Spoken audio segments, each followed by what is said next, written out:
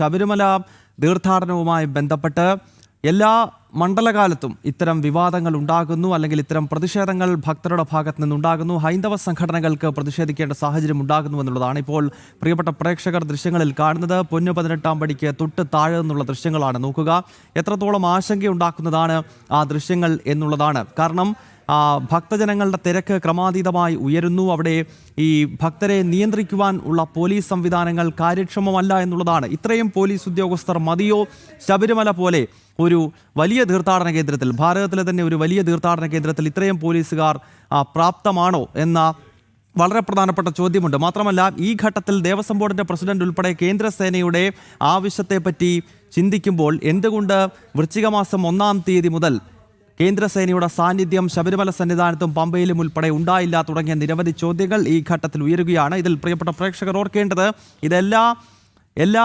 മണ്ഡലകാലത്തും ഇത്തരം വിവാദങ്ങളും ഇത്തരം പ്രതിഷേധങ്ങളും ഉണ്ടാകുന്നു. മാത്രമല്ല, അമിതമായ തിരക്ക് മൂലം ഉണ്ടായിട്ടുള്ള അപകട സംഭവങ്ങൾ ശബരിമലയുമായി ബന്ധപ്പെട്ട് നമുക്ക് അറിയാവുന്നതാണ്. അത് പുല്ലുമേട്ടിൽ 2011 ഉണ്ടായിട്ടുള്ള സംഭവ വികാസങ്ങൾ, 1999 മകരവിളക്കിനോടനുബന്ധിച്ച് പമ്പയിലെ ഹിൽ ടോപ്പിലുണ്ടായിട്ടുള്ള അപകടങ്ങൾ, അങ്ങനെ നിരവധി പാഠങ്ങൾ നമുക്ക് മുന്നിൽ ശബരിമലയുമായി ബന്ധപ്പെട്ട് നിൽക്കുന്നു. ആ ദുരന്തങ്ങളിൽ സാധാരണക്കാരായിട്ടുള്ള പാവപ്പെട്ട അയ്യപ്പ ഭക്തർക്ക് ജീവൻ ഉൾപ്പെടെ നഷ്ടമായത് സർക്കാരിൻ്റെയും അതോടൊപ്പം തന്നെ ദേവസ്വം ബോർഡിൻ്റെയും ഒക്കെ അനാസ്ഥ മൂലമാണ്. അടിസ്ഥാന സൗകര്യങ്ങൾ ഒരുക്കാതെ, വെളിച്ചമില്ലാതെ വേണ്ടത്ര പോലീസ് ഉദ്യോഗസ്ഥരെ നിയോഗിക്കാത്തത് കൊണ്ടാണ് ശബരിമലയുമായി ബന്ധപ്പെട്ട് ഇത്തരം സംഭവ വികാസങ്ങൾ ചരിത്രത്തിൽ രേഖപ്പെടുത്തിയിട്ടുള്ളത്. അപ്പോൾ അതിൽ നിന്നൊന്നും പാഠം ഉൾക്കൊള്ളാതെ, അതാണ് ഞാൻ നേരത്തെ സൂചിപ്പിച്ചത്, ഹിൽ ടോപ്പ് ദുരന്തവുമായി ബന്ധപ്പെട്ടാണെങ്കിലും 2011 പുല്ലുമേട് ദുരന്തവുമായി ബന്ധപ്പെട്ടാണെങ്കിലും കമ്മീഷൻ റിപ്പോർട്ടുകളുണ്ട്. ആ കമ്മീഷൻ റിപ്പോർട്ടിൽ പറഞ്ഞേക്കുന്ന കാര്യങ്ങൾ ഏതെങ്കിലുമൊക്കെ നടപ്പാക്കിയിരുന്നുവെങ്കിൽ ഒരുപക്ഷെ ശബരിമലയിൽ നിന്ന് ഇന്ന് നമ്മൾ ഈ കാണുന്ന രീതിയിലുള്ള ദൃശ്യങ്ങൾ പുറത്തു വരില്ലായിരുന്നു എന്നാണ് ഈ ഘട്ടത്തിൽ ഓർമ്മപ്പെടുത്താനുള്ളത്. ഇപ്പോൾ ശ്യാം ബാബു കോറോത്ത് കൂടി ന്യൂസ് ഡെസ്കിൽ നിന്നും ചേരുകയാണ്. ശ്യാം, ഈ ദൃശ്യങ്ങൾ നമ്മൾ ഈ പ്രേക്ഷകരിലേക്ക് എത്തിച്ചുകൊണ്ടിരിക്കുന്ന ദൃശ്യങ്ങൾ തന്നെ അങ്ങേയറ്റം ആശങ്കയുണ്ടാക്കുന്നതൊന്നാണ്. അതായത് ജയകുമാറിൻ്റെ ഭാഷ കടമെടുത്ത് പറഞ്ഞാൽ സ്ഥിതി ഭയാനകമാണ് എന്ന് വേണം വിശേഷിപ്പിക്കാൻ. കാരണം കൊച്ചു മാളികപ്പുറങ്ങൾ, അവർക്ക് കുടിവെള്ളം കിട്ടാത്ത സാഹചര്യങ്ങൾ ഉണ്ടാകുന്നു. പമ്പ മുതൽ സന്നിധാനം വരെ ക്യൂ ആണ്. അതിപ്പോൾ ആദ്യത്തെ സംഭവമല്ല. നമുക്കറിയാം, തിരക്ക് കൂടുന്ന ഘട്ടത്തിൽ സ്വാഭാവികമായിട്ടും പമ്പയിൽ നിന്നും ശബരിമലയിലേക്ക്, സന്നിധാനത്തേക്ക് ക്യൂ വരികയും ഘട്ടം ഘട്ടമായി ഭക്തരെ കയറ്റിവിടുകയും ഒക്കെ ചെയ്യുന്നത് ആദ്യത്തെ സംഭവമല്ല. അതൊക്കെ മുൻപും ശബരിമലയിൽ ഉണ്ടായിട്ടുണ്ട്. പക്ഷേ ഈ പമ്പ മുതൽ സന്നിധാനം വരെയുള്ള പ്രദേശത്തേക്ക് എത്തുന്ന ഭക്തർക്ക് ഒരു ഗ്ലാസ് വെള്ളം പോലും കിട്ടുന്നില്ല, അല്ലെങ്കിൽ അവിടെ ശൗചാലയങ്ങൾ തുറന്നിട്ടില്ല എന്ന് പറയുമ്പോൾ അതങ്ങേയറ്റം ഗൗരവമുള്ള വിഷയം തന്നെയാണല്ലോ ശ്യാം. തീർച്ചയായും ഗൗതം, നമ്മൾ ഇതൊക്കെ നേരത്തെ തന്നെ കൃത്യമായി തന്നെ റിപ്പോർട്ട് ചെയ്തതാണ്. ഗൗതത്തിന് ഓർമ്മയുണ്ടല്ലോ, നമ്മൾ നട തുറക്കുന്ന സമയത്തിന് അതിന് തൊട്ട് 2 ദിവസങ്ങളിലൊക്കെ നമ്മളൊരു ലൈവത്തോൺ തന്നെ ചെയ്തു. കൃത്യമായി തന്നെ എന്താണ് സംഭവിച്ചു കൊണ്ടിരിക്കുന്നത് അതിൻ്റെ ഒരു നേർസാക്ഷ്യം വളരെ പെട്ടെന്ന് തന്നെ പ്രേക്ഷകർക്ക് നമ്മളത് കാണിച്ചു കൊടുത്താണ്, ദൃശ്യങ്ങൾ സഹിതം കാണിച്ചു കൊടുത്താണ്.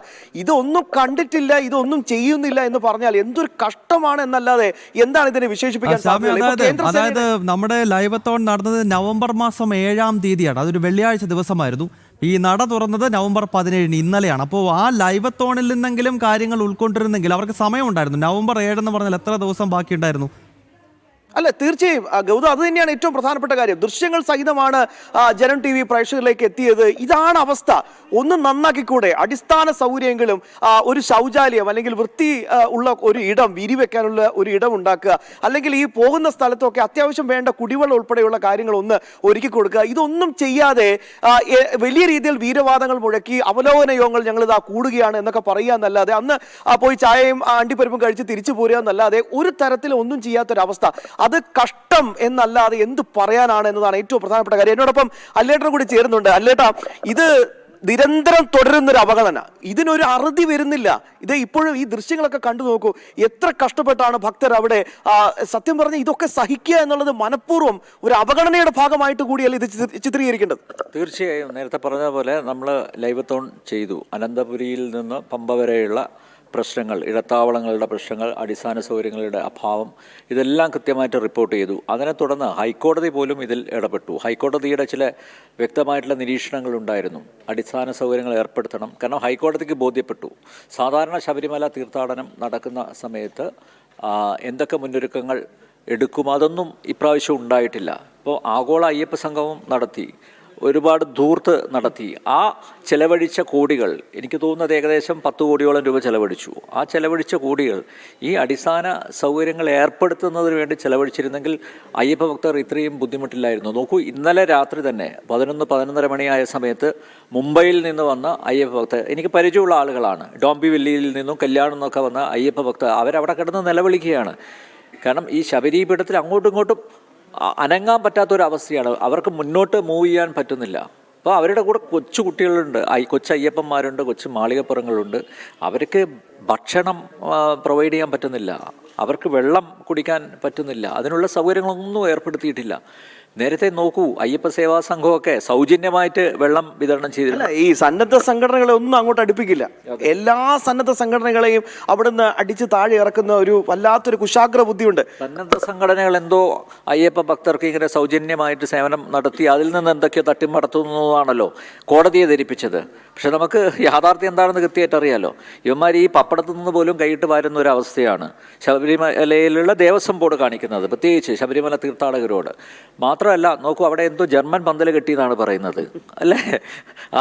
ജർമ്മനിയോടുള്ളൊരു താല്പര്യം. നേരത്തെ ആഗോള അയ്യപ്പ സംഘത്തിൽ പന്തൽ കെട്ടിയ പോലെ ഈ വരുന്ന അയ്യപ്പ ഭക്തർക്ക് അവിടെ അവർക്ക് റെസ്റ്റ് എടുക്കാൻ വേണ്ടി ജർമ്മൻ പന്തൽ കിട്ടിയെന്നൊക്കെയാണ് പറയുന്നത്. പക്ഷെ ഇതൊന്നും കാണുന്നില്ല. പ്രത്യക്ഷത്തിൽ അതല്ല വേണ്ട, കൃത്യമായിട്ടുള്ള നിയന്ത്രണം വേണം, അല്ലേ? അതായത് ഇപ്പോൾ പമ്പയിൽ നിന്ന് തന്നെ നിയന്ത്രിക്കാം. സന്നിധാനത്തേക്കുള്ള വഴിയിൽ വലിയ തിരക്ക് അനുഭവപ്പെടുന്നുണ്ടെങ്കിൽ ഇവിടെ നിന്ന് തന്നെ നിയന്ത്രിച്ച് കുറച്ച് ആളുകളെ, അയ്യപ്പ ഭക്തരെ അങ്ങോട്ടേക്ക് കടത്തില്ല. ഈ തിരക്ക് നിയന്ത്രണം പമ്പാ സംഗമത്തിലെ പ്രധാനപ്പെട്ട ഒരു എന്താ പറയുക ഇനം കൂടിയായിരുന്നു. അതായത് സംസ്ഥാന പോലീസ് ഹെഡ്ക്വാർട്ടേഴ്സിലെ 4-3 DGPമാരെ വണ്ടിക്കൂലിയും കൊടുത്ത് അവിടെ എത്തിച്ചാണ് വിശദമായ ചർച്ച നടത്തിയത്. അല്ല, ഇതാണല്ലോ സ്വാഭാവികമായിട്ട് നമുക്കറിയാലോ. നമ്മുടെ ഈ പ്രളയം വന്ന സമയത്ത് റൂം ഫോർ റിവർ ആ ഒരു ടെക്നോളജി പഠിച്ച് ഇപ്പം നടപ്പിലാക്കും എന്ന് പറഞ്ഞിട്ട് ഒന്നും ഉണ്ടായില്ലല്ലോ. അപ്പോൾ നോക്കൂ, ഈ ചർച്ചകൾ വെറുതെ നടത്തുന്നു, അതൊരു പ്രഹസനമായി മാറുന്നു എന്നല്ലാതെ ഇഫക്റ്റീവായിട്ട് അത് ഇംപ്ലിമെൻറ്റ് ചെയ്യാൻ സർക്കാരിന് സാധിക്കുന്നില്ല, ദേവസ്വം ബോർഡിന് സാധിക്കുന്നില്ല. നിസ്സഹായരാണ്. ഇതൊക്കെ ഈ അയ്യപ്പ ഭക്തരുടെ കണ്ണിൽ പൊടിയിടാനുള്ള ഒരു അടവ് മാത്രമായിട്ടേ നമുക്ക് കാണാം. ഈ ജയകുമാർ തുറന്ന കുറ്റസമ്മതം നടത്തുകയാണ്, അല്ലേട്ടാ? അയ്യോ, എന്തൊരു കഷ്ടമാണ്, ഭയാനകമായ സ്ഥിതി എന്ന് തിരുവിതാംകൂർ ദേവസ്വം ബോർഡ് പ്രസിഡന്റാണ് പറയുന്നത്. ഒന്ന് ആലോചിച്ച് നോക്കൂ, ആ ഒരു അവസ്ഥ ആലോചിച്ച് നോക്കൂ. അല്ല, ജയകുമാറിന് കാര്യങ്ങളൊക്കെ അറിയാം. അത് കാരണം അദ്ദേഹം നേരത്തെ ശബരിമല ഉന്നതാധികാര സമിതിയുടെ അധ്യക്ഷനായിട്ടൊക്കെ ഇരുന്നതാണ്. മാത്രമല്ല, അദ്ദേഹം ചില പ്രപ്പോസൽസൊക്കെ മുന്നോട്ട് വെച്ചിരുന്നു. അതിൽ ഈ തിരക്ക്, ശബരിമല മാസ്റ്റർ പ്ലാനുമായിട്ട് ബന്ധപ്പെട്ട് മാത്രമല്ല ഈ തിരക്ക് നിയന്ത്രണം ഉൾപ്പെടെയുള്ള നിർദ്ദേശങ്ങൾ മുന്നോട്ട് വെച്ച ഒരു മുതിർന്ന ഒരു IAS ഉദ്യോഗസ്ഥ അന്ന് അദ്ദേഹം. അപ്പോൾ അദ്ദേഹത്തിന് കാര്യങ്ങളൊക്കെ അറിയാം. പക്ഷേ അദ്ദേഹത്തിന് വളരെ ലിമിറ്റഡ് ആയിട്ടുള്ള സമയമല്ലേ കിട്ടിയുള്ളൂ. അദ്ദേഹം ദേവസ്വം ബോർഡ് അധ്യക്ഷനായിട്ട് ചാർജ് എടുത്തിട്ട് 2-3 ദിവസമായിട്ടുള്ളൂ. അപ്പോൾ അതിൽ തന്നെ ഈ സർക്കാർ ഇപ്പം പ്രശാന്ത് കഴിഞ്ഞ മണ്ഡല മകരവിളക്ക് മഹോത്സവം അത് നന്നായി നടത്തി എന്നുള്ളൊരു അഭിപ്രായമുണ്ട് എല്ലാവർക്കും. അപ്പം നോക്കൂ, അത്രയും പരിചയമുള്ള ആളുകൾ തന്നെ കുറച്ച് കാലത്തേക്കെങ്കിലും കണ്ടിന്യൂ ചെയ്താൽ മതിയായിരുന്നു. പെട്ടെന്നൊരു ഷിഫ്റ്റിൻ്റെ ആവശ്യമില്ലായിരുന്നു. കാരണം ഇവർക്ക് പഠിച്ചു വരാൻ. പിന്നെ രാജു മുൻ മന്ത്രിയൊക്കെയാണ്. പക്ഷേ എങ്കിലും അദ്ദേഹത്തിന് എത്രത്തോളം ശബരിമലയുടെ കാര്യത്തിൽ അവധാനതയോടെ ഇടപെടാൻ പറ്റും എന്നൊക്കെ അത് അദ്ദേഹം തന്നെയാണ് പറയണത്. കാരണം മുൻ എക്സ്പീരിയൻസ് ഒന്നുമില്ല അദ്ദേഹത്തിന്, മുൻ അനുഭവങ്ങളൊന്നുമില്ല. അപ്പോൾ അത്തരക്കാരെ, അതായത് 1 വർഷം കൃത്യമായിട്ട് ഇതിലിടപെട്ട ആ ഒരു ടീമിനെ കുറച്ച് ഒരു എക്സ്റ്റൻഷൻ കൊടുക്കായിരുന്നു. അവർക്ക് വീണ്ടും 1 വർഷം കൊടുക്കാമെന്നല്ല, ഈ പീരീഡ് കഴിയുന്നവരെ, ഈ തീർത്ഥാടന കാലം കഴിയുന്നവരെ എക്സ്റ്റെൻഡ് ചെയ്ത് കൊടുക്കാമായിരുന്നു. അങ്ങനെയാണെങ്കിൽ കുറച്ച് അവരുടെ ഒരു പരിജ്ഞാനം കൂടി ഇതിൽ ഉപയോഗപ്പെടുത്താമായിരുന്നു. പക്ഷെ അതൊന്നും ഉണ്ടായില്ല.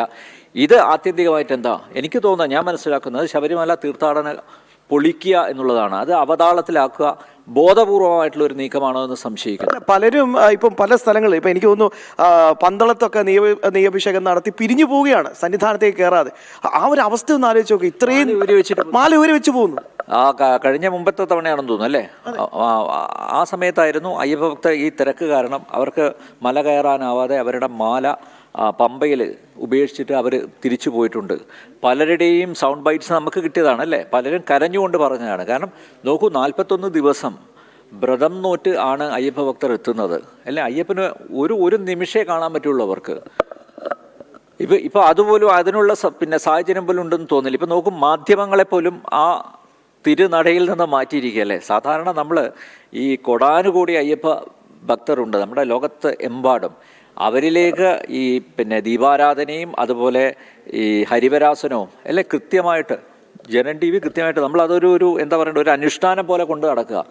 അതുപോലെ നമുക്കിപ്പം ചെയ്യാൻ പറ്റുന്നില്ല. അതിലൊക്കെ പോലീസുകാർക്ക് വലിയ താല്പര്യമാണ്, മാധ്യമങ്ങൾ ഇതൊന്നും കാണാൻ പാടില്ല.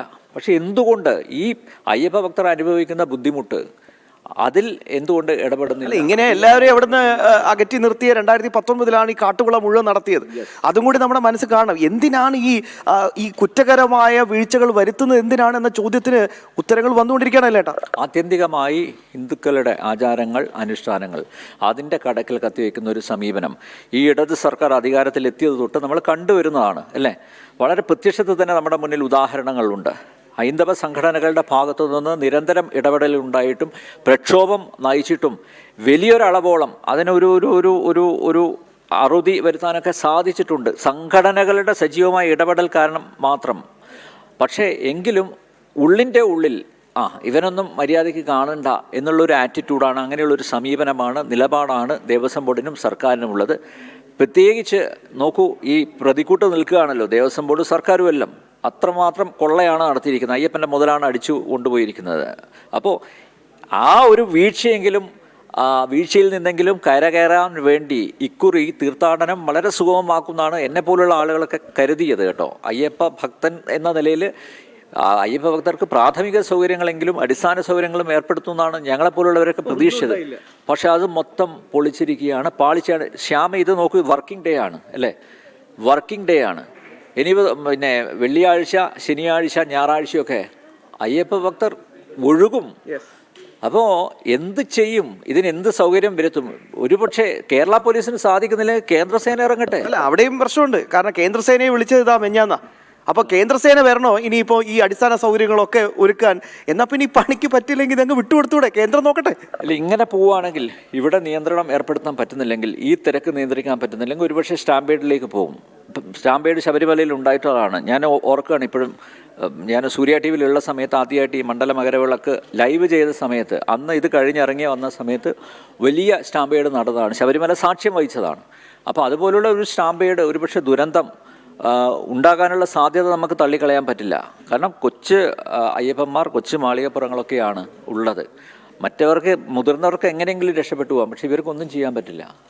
അപ്പോൾ കുഴഞ്ഞു വീണ് മരിക്കാനുള്ള സാധ്യതകളുണ്ട്. ഇത് ദേവസ്വം ബോർഡും സർക്കാരും ഇത് വളരെ ഗൗരവത്തോടെ എടുക്കുന്നില്ലെങ്കിൽ വലിയൊരു ദുരന്തത്തിലേക്കായിരിക്കും ഇത് ചെന്ന് പതിക്കും. ദുരന്തം ഉണ്ടായതിനു ശേഷം കരഞ്ഞിട്ട് കാര്യമില്ല.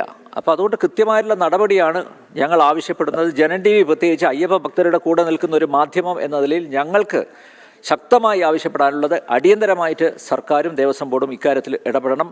കാരണം ശബരിമലയിൽ എത്തുന്ന ലക്ഷോപലക്ഷം അയ്യപ്പ ഭക്തർക്ക് വേണ്ടിയാണ് നമ്മൾ വാദിക്കുന്നത്, അയ്യപ്പ ഭക്തർക്ക് വേണ്ടിയാണ് വാദിക്കുന്നത്. അതുകൊണ്ട് വളരെ സത്വരമായിട്ടുള്ള ഒരു ഇടപെടൽ ഭരണകൂടത്തിൻ്റെ ഭാഗത്തുനിന്നും ദേവസ്വം ബോർഡിൻ്റെ ഭാഗത്തുനിന്നും ഉണ്ടാവണം. ഇല്ലെങ്കിൽ അത് തുറന്നു പറയണം. ഇപ്പോൾ ജയകുമാർ ഭയാനകം എന്നൊരു സ്റ്റേറ്റ്മെൻറ്റ് നടത്തി ഒഴിഞ്ഞു മാറാൻ പറ്റില്ല. ഭയാനകം എന്ന് പറഞ്ഞാൽ പോരാ, ഇത് അതിഭയാനകമാകുന്നതിന് മുമ്പ് സംയോജിതമായിട്ടുള്ള ഇടപെടൽ അധികൃതരുടെ ഭാഗത്തുനിന്ന് ഉണ്ടാവണം എന്ന് മാത്രമേ ഈ ഘട്ടത്തിൽ പറയാനുള്ളൂ. നമുക്ക് എന്തായാലും നോക്കാം. തീർച്ചയായും ഗൗതം, അത് തന്നെയാണ്. കാരണം ഇന്നോ ഇന്നലെയോ തുടങ്ങിയതല്ല, ഇങ്ങനൊരു മണ്ഡലകാലം വരുമെന്നത് കഴിഞ്ഞ ആഴ്ച മാത്രമല്ല ദേവസ്വം ബോർഡിന് അറിയാൻ സാധിച്ചത്. കാലാകാലങ്ങളായി ഇങ്ങനെ തന്നെയാണ് ഇവിടെ സംഭവിക്കുന്നത്. അതുകൊണ്ട് വലിയ ഭക്തർ വരുമെന്ന കണക്കൂട്ടലും ദേവസ്വം ബോർഡിന് ഉണ്ടാവേണ്ടതാണ്, സർക്കാരിന് ഉണ്ടാവേണ്ടതാണ്. സർക്കാരിനും ഇതിൽ കൃത്യമായി തന്നെ പങ്കുണ്ട്. അങ്ങനെ ഇതൊന്നും ചെയ്യാതെ അടിസ്ഥാന സൗകര്യം പോലും ഏർപ്പെടുത്താൻ സാധിക്കാത്ത ഈ സർക്കാരും ദേവസ്വം ബോർഡും കുറ്റകരമായ വീഴ്ചയാണ് വരുത്തിയെന്നതിൽ ഒരു തരത്തിലും അതിൽ നമുക്ക് പറയാതിരിക്കാൻ സാധിക്കില്ല. എന്തായാലും ഈ വിഷയത്തിൽ നടപടി ഉണ്ടാകണം എന്ന് തന്നെയാണ് ടീം ജനവും ശക്തമായി തന്നെ നമ്മളും ആവശ്യപ്പെടുന്നത്. അത് തന്നെയാണ് ശ്യാം. അതായത് കഴിഞ്ഞ നവംബർ 7 നമ്മൾ നടത്തിയ ലൈവത്തോണിന്റെ അടിസ്ഥാനം എന്ന് പറയുന്നത് തന്നെ ശബരിമലയും തീർത്ഥാടനവുമായി ബന്ധപ്പെട്ട അടിസ്ഥാന സൗകര്യങ്ങൾ ഒരുക്കണം എന്നുള്ളതായിരുന്നു. അതുമായി ബന്ധപ്പെട്ട് ഒരു നീക്കവും സംസ്ഥാന സർക്കാരിന്റെയും ദേവസ്വം ബോർഡിന്റെയും ഭാഗത്ത് നിന്ന് ഉണ്ടായിട്ടില്ല എന്നതാണ് ഇന്നിപ്പോൾ ശബരിമലയിൽ നിന്നും വരുന്ന ഈ ദൃശ്യങ്ങളിലൂടെ മനസ്സിലാക്കേണ്ടത്.